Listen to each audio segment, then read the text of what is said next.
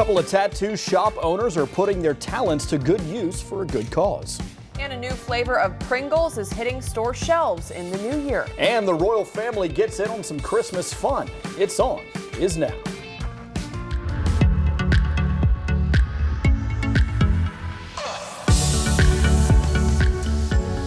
Welcome, everyone. Happy Monday, the Monday before Christmas, December 23rd. I'm Seth Phillips, and alongside me, Kylan Mills. Jennifer Palumbo is off again today, really the entire week.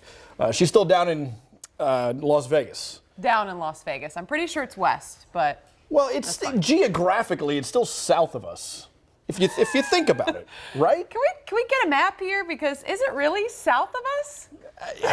Probably not. Yeah. No, I think shows how much I know about the geography of the United States. No, I think it might be online. You're a with meteorologist. You look at maps every day. I don't forecast for Nevada. I don't really care about that over there. Okay, Ooh, unless you're there's a something Nevada. going on. Time out. You're a Nevada Oh person. no, it's Nevada. And if you say Nevada, I don't know, guys.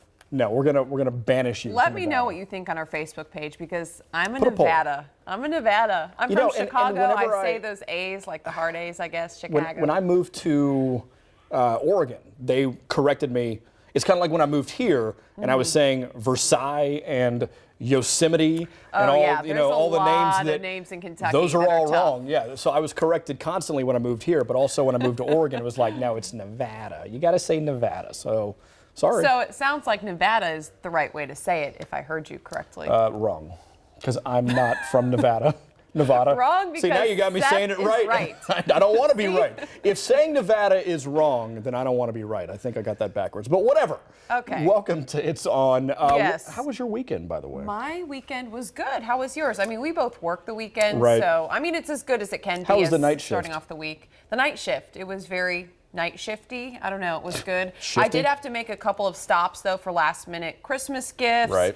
And the stores were absolutely packed. The Hamburg Pavilion was a zoo yesterday. Luckily, I only had to grab one or two things, but I was telling Jill last night, it was one of those situations where you park like 3 blocks away from the store that you're going into, and you just have to be prepared to walk. Luckily, the weather has been nice though. Like seriously.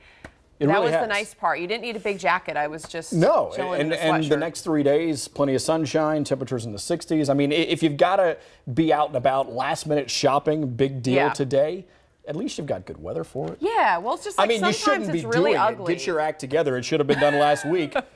I mean, True, I've still shame on you if you are doing last minute shopping. We're shaming you. No, this is present shaming. It's happening right here on It's On Now. But it's. I feel ashamed. I had a pretty good weekend. I was. We made something that I only make once a year, and it's called bacon crackers. Oh, I have not heard of that. Well, probably because it's the worst thing in the world that you could possibly eat. So you take a saltine cracker and a piece of bacon. You wrap it around, bake it. That cracker sucks in all the juice from the bacon. So you bake an already baked cracker, but it's wrapped in bacon. Right. A lot of baking in there. But it's delicious. You should try it. If you want the recipe, it's like the simplest thing. But really, if you want the recipe, go to Google, because Seth has no clue how he made it. It will add at least 10 pounds between now and the end of Christmas. That's why we only do it once. Perfect. What every person is looking for. Well, and then you have your New Year's resolution to just go to the gym and work it all off. So that's true. So eat now before January 1st. I feel like you need to get fat for Christmas, so that way you can work it all off for your New Year's resolution. Isn't that like the way it should be? I don't know about that, Seth. Usually people try to, eat in moderation around Christmas, enjoy treats, but not too many. I think that's typically how it goes. Or you can go Seth's route and just get fat. Who cares? I like that. I think we have a map of the United States to see. Oh, yes. Ah, yes. Okay, so geographically, based on the Mercator projection, yes, it is definitely south of Lexington. It's pretty close. I'll give it to you. Yeah, it's south. pretty close. I mean, that's west. I'm sorry, but it is out west. I will admit that it is more west than south. But when I say down south still this week, like what? It's south of the Mason-Dixon line. Let's just put it that way, okay? All right, fine, Mr. Meteorologist. Thank you to our producer for bringing that up, though, just to show Seth that he's right. I'm here all week. Actually, I'm only here until Tuesday, so that happens. Well, we'll take you until then. Yeah. And we've got a lot to get to on the show today, though, so we should get started on that. Let's do it. Seth was right. Let's move on, please. So it's the eve of Christmas Eve, and we have a lot of Christmas stories to tell you about. Also, local entrepreneur and lifestyle blogger Allison Lewis is here to tell us about her new venture, Yaymaker. Love it. Sounds like fun. Yeah, and if you're going to indulge during the holidays, you can cure your hangover or hunger with the Good Foods Co-op annual hangover brunch. That sounds amazing. Sounds like somewhere we need to be. Yes, and finally, he's only 16, but one Somerset teen is already making his mark on the music world. We'll hear from Will Muse and get to see him perform his new single right here in studio. I'm so excited about that too. Yeah, no, I heard him practicing just a minute ago during the 12 o'clock, and I was like blown away. So, and that was the practice. So I can only imagine what the actual performance is going to be. The real like. thing, yeah. Absolutely. That is going to be awesome. All right, well, let's take a look at what's on now. What do you say, Seth? Let's do it.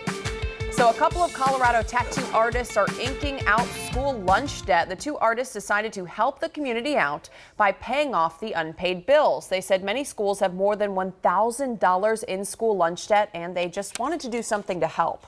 According to their Facebook page, the tattoo shop held an event where they would tattoo different food designs for $50 each and then donate all the proceeds to help schools pay off their lunch debt. The shop owners say they hope their action will inspire other businesses to do the same and help schools in their area. Interesting. It's a very creative idea. I like it. Yeah. We actually just did a story about an Anderson County couple right here, in our area that paid off school lunch debt. You love to see that this time of year. Absolutely. All right, Pringles is releasing a chip inspired by the Adult Swim cartoon Rick and Morty. Gotta admit, I have no idea what that is. The flavor is called Me either. Pickle Rick. Yes. I like the name, though. Named after the vegetable reincarnation of the character Rick Sanchez, a wacky scientist who turns himself into a talking pickle. Okay. It sounds like something Adult Swim would put on TV. Yeah. Adult Swim will create an animated commercial for the new chip to air during the Super Bowl. The special edition chips will then be available in grocery stores nationwide in early February. The new chip's flavor profile is a mystery, and Pringles already has a pickled flavored chip.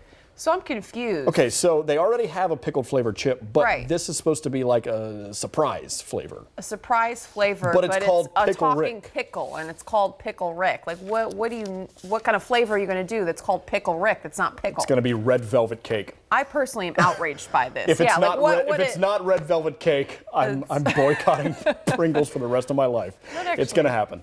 Red velvet sounds good, Doesn't though. that sound delicious? Yeah, okay. Sounds pretty good. All right, in Spain, the celebrations broke out as the winning numbers in the traditional Christmas lottery were revealed.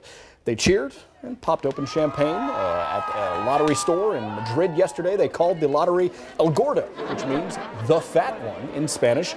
The rules allow for multiple purchases of the same number combination. Winners of the big prize and lots of smaller prizes divided into huge $6 billion total jackpot. Complex formula makes it almost impossible to decipher how many people have won. Spain's Christmas lottery dates back to 1812. By tradition, school children sing the winning numbers at a ceremony on stage in Madrid. I just want to be a part of that party. Like, they are getting What. down. Woo! Yeah, and Yes, to have raise so the many roof, winners. honey. I think that's how it should be. Everybody should get a little piece of the pie, right? Yes, especially the El Gordo pie. That would fit you well, wouldn't it? I've had many a El Gordo pies throughout the last few days. But hey, the new year's coming, and I can work it all off. So. There you go. New Year's resolution set. Okay, a futuristic gingerbread city is on display in London with the delicate miniature buildings constructed by some of the city's top architects, designers, and engineers, helping showcase their visions of how cities may look in the future. The Museum of Architecture's Gingerbread City is an annual exhibition that aims to get people thinking about the cities they live in.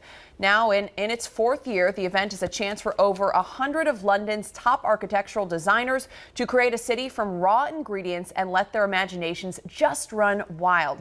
These are so impressive, swapping the gritty nature of bricks and mortar for the sweeter flavor of sugar and spice. The gingerbread installations represent many hours of teamwork. The exhibition is a fun display, but comes with a serious objective: to get people thinking about how we live and move around in crowded cities. Interesting. They probably should have taken some of those pickle chips that no one's eating and use that to create. Wait, what would you make the with a pickle gingerbread chip, village. though? You know what? Terrible idea, Seth. Or at least make it out of red velvet cake. I mean, either way. That sounds like it would make more sense. think You that'd got be a the winner. sweet, it would fit right in. Regardless, I'm working it all off next year. All right, even some of the right. royals are getting in on some holiday fun. Prince Harry had dressed up as Santa Claus, and shared a positive Christmas message to children who have lost parents serving in the British Armed Forces. Harry told the children that they should look forward to an amazing Christmas and said that their parents would never be forgotten. Take a listen. Ho, ho, ho. Hi guys, everyone at Scotty's Little Soldiers. I hope you're having an amazing time. I hear there's 190 of you there this year, so please cause as much chaos as humanly possible. I also want to encourage you guys to look around and realize that you are part of a family, part of an amazing community, and that there is support there for you every single day should you need it. And having met some of you a few years ago... This is an absolutely wonderful message by Prince Harry, and I love the suit. I see that he's had some pickle chips as well, so good for him. It's all right. He'll work it off next year. No worries. Yeah, maybe he has a New Year's resolution like yours, Seth. I think we all. knows? I think that's a good one to have. All right. New to